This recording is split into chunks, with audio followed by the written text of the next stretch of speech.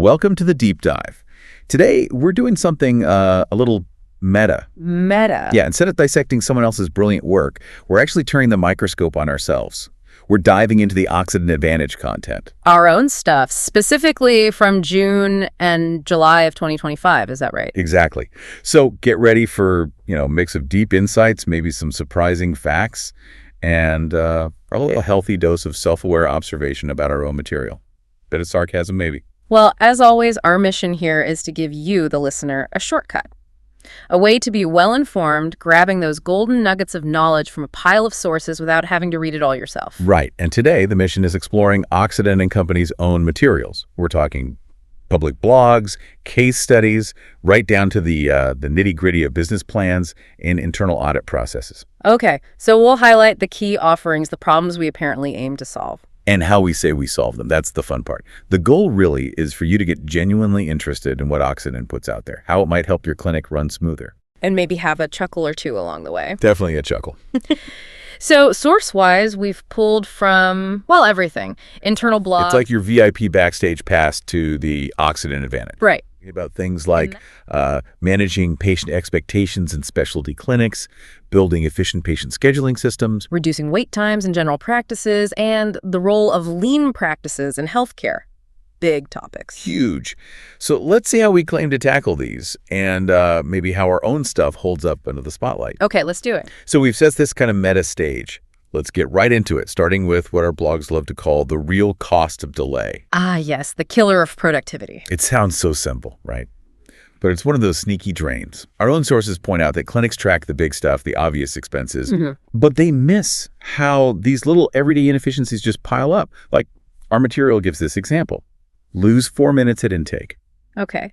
0.6 minutes hunting for the last chart note. Another 5 minutes re-explaining something because post-care wasn't followed. Add it up. 15 minutes per patient. 50 minutes. And if you see, say, 20 patients a day. Wow. Okay, that's 300 minutes. Yeah. 5 hours. 5 hours. Whole provider day basically lost to just inefficiency. Right. Wasted time, waste time. Who knew? Well, it's true. The math seems obvious laid out like that. But the fascinating part is these are the soft costs, right? They don't usually pop up on a spreadsheet. Exactly. And they build up slowly. They hit staff morale, patient satisfaction drops, and eventually the clinic's bottom line suffers. If you don't tackle it, it's not just a system thing. It becomes a culture thing. And our material actually references this, looking at other industries: retail, manufacturing, aviation. Right, the high-pressure ones. Exactly. Yeah. They've actively built systems around efficiency, compliance, accuracy to handle this stuff. It's proactive. And then there's this quote, this profound wisdom, direct from a clinic director after we worked with them. Ready for it. Lay it on me. We didn't need more staff. We needed structure. Mind blown. Yeah. Well, it sounds simple, but it really does shift the perspective, doesn't it? It shows how deep those inefficiencies can run. Totally. And it's such a powerful statement because it hits a calming bottleneck. So many clinics, when they feel swamped, their first thought is, we need more people. Yeah, throw bodies at the problem. Right. But our own case studies, our materials, they consistently show the root cause is often, tangled processes, maybe unclear roles, fragmented systems. Makes sense. So identifying that and putting in clear structures, like our stuff mentions using Six Sigma's DMAIC framework. Define, measure, analyze, improve, control. Exactly. Yeah. That structured approach can unlock a ton of capacity they already have. They can do more with the same team, no need to immediately hire. Okay, so Occiden identifies the pain, the bleeding obvious sometimes. How do we swoop in to save the day with, naturally, a suite of dazzling solutions? Of course. Let's unpack some of these one-time packages because, we're not running a charity here. Indeed. The solutions are definitely designed to tackle specific, quantifiable problems with a clear ROI. First up, the operational efficiency audit. We promise a comprehensive evaluation of your clinic's workflows. And how do we do this amazing feat? We start by interviewing key staff. Groundbreaking, I know. Foundational, let's say. Okay, foundational. Then we map the current workflow. Tools like Lucidchart or Miro, cutting edge. Visualizing helps. And get this, we perform time tracking and data collection, often using Google Sheets. Okay. So some might hear Google Sheets and think, really? But Right. What makes these supposedly simple tools effective? What do they actually uncover? Well, it's true the steps might sound basic, but it's the depth of the analysis that matters. The audit isn't just like watching what happens. Yeah. No, it's systematically quantifying the impact. So we don't just note patients fill out paper forms. We calculate the hours staff spend manually typing that data in, fixing errors, chasing down missing info. Okay.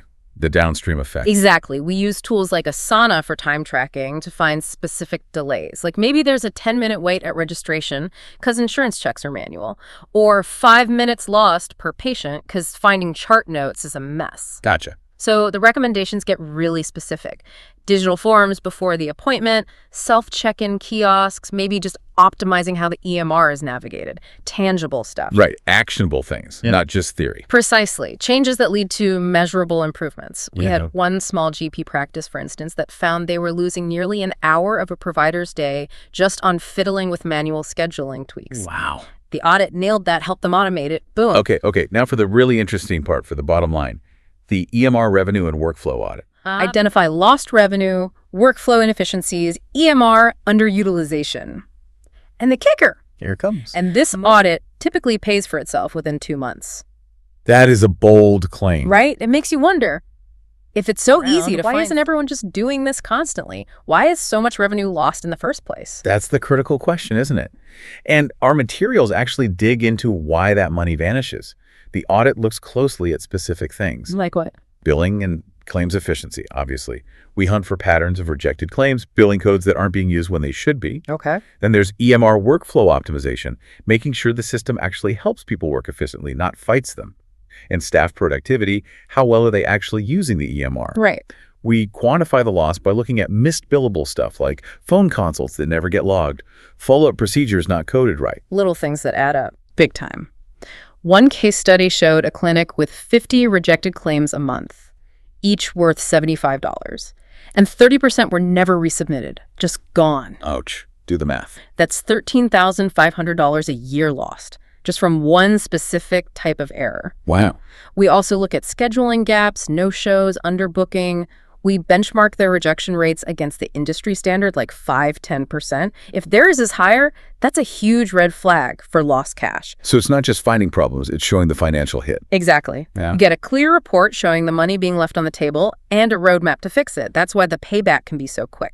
Okay, makes sense. Moving from making money to staying out of trouble. The compliance and risk management audit. The less glamorous but essential one. Totally. Making sure you follow the rules, Alberta's PIPA, USU IPA, all that patient privacy stuff is apparently quite complicated. Yeah. But these are fundamental laws, right? Yeah. So what makes this audit so critical? Why the complexity? Well, yeah, compliance might not get the pulse racing like finding lost revenue, but it's absolutely vital. It's about protecting the clinic long term. Peace of mind, basically. And what gets missed are the nuances, the way regulations evolve, how they're interpreted.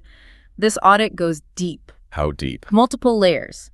Patient record management, are consents properly stored and accessible? Data security, are files encrypted? Are staff trained on avoiding phishing scams? Okay, practical stuff. Even billing practices, are codes applied accurately? Because mistakes there can look like fraud. It's about minimizing risk, financial risk from fines, legal risk from lawsuits. Right, which can be huge. Absolutely. Our materials show how we find specific weak spots, like maybe outdated data retention policies, or maybe the EMR access controls aren't tight enough. Things you wouldn't necessarily think of day to day. Exactly. So we give them a tailored checklist, a full risk report, and a plan to plug the gaps. It builds a defense against problems down the line. We found one clinic, for example, using unencrypted email for patient communication. Big IPA no-no, huge potential fines. Yikes. Yeah, okay. And the grand finale of the one-time deals, Yeah, the digital transformation and EMR implementation package, the big one. promises a comprehensive evaluation and upgrade of your clinic's digital infrastructure. Think ERM implementation, patient portals, telehealth, basically bringing your clinic into, well, the present, maybe even the future. It's foundational for modern practice. Big difference. And what does digital transformation really mean if a clinic already has some tech? That's a fair question, and the complexity really does vary hugely. Clinic size is a big factor, obviously, but also how many different systems need to talk to each other? How old or complex is the tech they already have? Right. And just to clarify for listeners, EMR, EHR, we often use them interchangeably here, basically the digital patient record system. Got it. Implementing a new system is massive. You've got vendor selection, migrating all the old data, training staff, sometimes hundreds of hours across different teams. Sounds disruptive. It can be, without careful planning. Setting up a patient portal needs smooth integration for secure messaging, online booking, maybe prescription refills, and telehealth. You could do basic video calls or advanced stuff like remote patient monitoring. Each adds layers of tech integration and training. So a big multi-specialty clinic is way more complex than a solo GP. Exactly. Integrating scheduling across 5 departments versus 1. Totally different scale. So yeah, it's a major investment, but it's foundational for long-term efficiency and better patient care. It has to be tailored. Okay, so that covers the one-time hits. But what if you've tasted the Occiden advantage and you just want more? Being good enough. Apparently. Good news, we also have retainer packages. Because once you've seen the light, who wants to go back to that? The dark ages before Occiden. While sustainable change definitely needs ongoing effort, especially in healthcare, things are always shifting. So first up for retainers. The Continuous Improvement Retainer offers comprehensive ongoing support for patient care, billing, staff training, like having us on speed dial for a fee.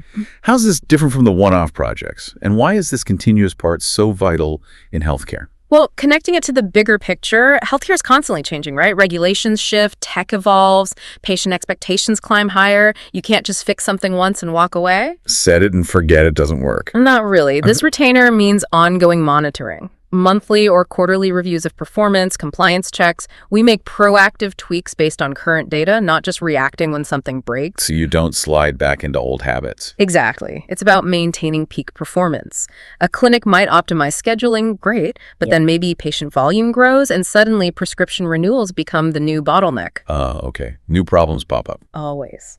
This retainer lets us spot and fix those quickly, so improvements become part of the clinic's DNA, not just a one-time event. Makes sense. And then, for the truly addicted, the full-service management retainer. The all-inclusive A package. full-scale management solution covering digital, compliance, patient experience, operations. We're talking weekly check-ins. Intense. Clearly, once a month isn't enough excitement. It's basically us moving in, metaphorically. Well, for large or really complex clinics, that level of oversight is what they need. Why weekly, though? It shifts the whole approach from fixing problems reactively to managing proactively, almost like having an external COO.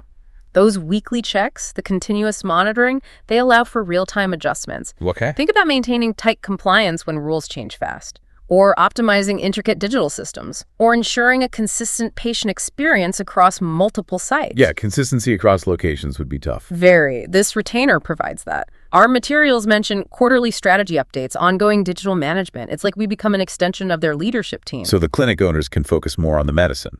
Exactly. They focus on patient care, clinical strategy, knowing the operational side is being handled meticulously. It's for those who want the operational headaches managed for them. All right. Now for the really juicy bit. A peek behind the Occiden curtain. How do we do what we do? The secret sauce. Kind of. Yeah. Because if we're telling how to optimize, it's only fair, we've got our own house in order. Or claim to. Right. Transparency in our own processes is important. Builds trust. So before we even set foot in a clinic, we send out a pre-audit questionnaire. Asks revolutionary questions like, your role. And which EMR system do you primarily use? Mind-blowing stuff. And then our workflow observation checklist lists things like patients filling out paper intake forms. That staff must later input manually. Yeah, I see it. It sounds like we're just asking for directions before telling you the route. What's the real strategy behind these seemingly basic tools? It's a great observation, actually, because, they sound simple, but it's about systematic, nuanced data gathering. Nuanced. The pre-audit questionnaire, it gives us initial qualitative insights from different roles. A nurse's pain points might be totally different from the front desk's. We capture that variety before we arrive. Okay, seeing it from multiple angles. Right. And the checklist, it lists common stuff like paper forms, but it also helps us zero in on specific, often missed time wasters, like the 30 seconds it takes to manually verify each patient's insurance, or the hour spent hunting for billing codes. Things that seem small but add up massively. Precisely. So these simple-looking tools ensure our interventions are actually data-driven and tailored, not just guesswork based on assumptions. That your role question. It helps us map communication flows, see where info breaks down between teams. It finds the silent inefficiencies. Okay. Building the foundation for real solutions, not just surface stuff. Exactly. Addressing the actual problems, not just the ones everyone complains about. Okay. And our delivery process. Right. But it's not just us telling them what's wrong. It culminates in an overview assessment report. There's just A brief, high-level look identifying maybe 2 or 3 immediate high-impact areas for improvement. They get actionable insights right away, even before committing to more. okay, a taster. Kind of. And the PDFs? Yes, they're PDFs. But our sources show they aren't just generic documents. They're designed as practical training modules. Not practical. With exercises, decision trees, crafted to actually embed the new workflows and best practices. It's about ensuring staff adopt the changes, not just read a manual. Yeah. Adoption is key for the changes to stick. Right. You can have the best system, but if no one uses it properly. It's useless, so the guides ensure the investment in change actually pays off. We've seen great solutions fail because training and support were weak. Fair enough. Dermatology clinics, for example, can lose over $100,000 a year just from running late. Wow, yeah. It makes you think, how much chaos is just sort of accepted in clinics? Yeah. Maybe because they lack the time to really Managing things analyze it? better. Well, I think it's about finally recognizing that the human effort spent trying to manually bridge those tech gaps, that's a huge drain on resources, on morale. And it often gets overlooked until someone slaps a dollar figure on it. The twist might not be some revolutionary tech. It seems more about the methodical application and, crucially, the quantification of the impact. AI has to actually help workflow and reduce staff burden. It can't just be another piece of software to juggle. Right. So this accelerator sounds like it takes 4-6 weeks. Focus is on workflow mapping, getting users onboarded, dashboards, tracking time saved, notes completed, even missed revenue recovered. This isn't just let's plug in some AI. It's about proving its direct financial contribution. Exactly. And that focus on ROI, it signals this shift in healthcare where AI isn't just futuristic tech anymore. It's being framed as a direct financial tool. Which raises a big question for any clinic leader. Which is, well, if these new technologies are the answer, are you actually ready to integrate them without accidentally creating more chaos in the process? Good point. Right, and this really prompts an important question for any clinic leader listening. Are those delays, those inefficiencies, are they truly not random? And if they aren't, are you ready to actually quantify that chaos? And maybe, just maybe, consider that something like a dual system optimization package or even well-integrated AI could be the answer you didn't know you needed. So if you thought this deep dive was meta, just wait until we start blogging about our blogs. Let's not go quite that far. Okay. And that, my extremely well-informed friend, wraps up our slightly self-deprecating but hopefully genuinely insightful deep dive into Occiden's own content. We've looked at the problems we claim to solve, the sometimes ambitious, sometimes maybe obvious solutions we propose. And even peeked behind our own operational curtain. Hopefully this slightly unusual review gives you a fresh angle on just how complex healthcare management is and how companies like ours try to tackle it. Yeah, understanding how consultants, how we package and sell solutions, even with a bit of self-awareness, helps you evaluate information critically.